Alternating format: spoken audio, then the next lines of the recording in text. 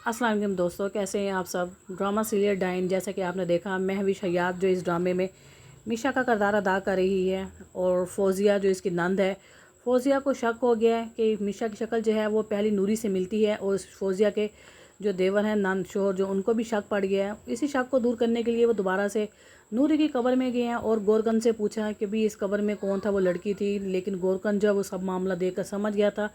वो खामोश हो गया और उसने कहा ये एक जवान लड़की की कब्र है, जिसको देखकर वो आदमी खामोश हो गया कि नहीं, इसकी जिसकी हमने कब्र दबनाई थी वो इसी कब्र के अंदर है। जब वो जाता है तो गोरकन डॉक्टर से रब्ता करता है और डॉक्टर को बताता है कि वो आदमी आए था यहाँ पर, जो इस और लड़की को यहाँ पर दफनाने आए थे।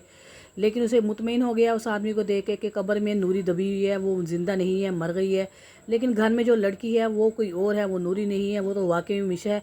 लेकिन जिस तरह भी ये है वो कमाल की। वहाँ पर फौजिया जो है, फौजिया और उसकी बहन दोनों दम वाले आदमी के पास जाते हैं, नजूमी के पास, जो इसको बहुत गहराई से तवीज़ करवाते हैं कि जो वो है शहाब, उसको ये भूल जाए कि भी नूरी भी कोई ज़िंदगी में थी। उसका दिमाग जो है कमज़ोर करने के लिए, उसकी याददाश्त कमज़ोर हो जाए और ये सारे मामलों को भूल जाए कि उसकी ज़िंदगी में कोई सी शौकन थी, नूरी थी, ताकि वह पूछे ना, क्योंकि उन्होंने कत्ल जो कर दिया था फौजिया ने नूरी का। इस सारे मामले को ख़त्म करने के लिए वो एक अमल बाबा के पास जाते हैं, ताकि शहाब का जो है वो जहन कमज़ोर हो जाए और उसे वो दम दूर करवाने के लिए तवीज़ लेकर आते हैं।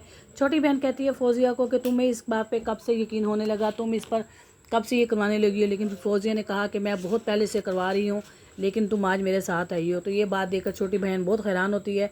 घर जाके उसे भी यकीन हो जाता है जब उसे पता चलता है कि नूरी तो मर चुकी है, वाकई में ये मिशा कोई और है।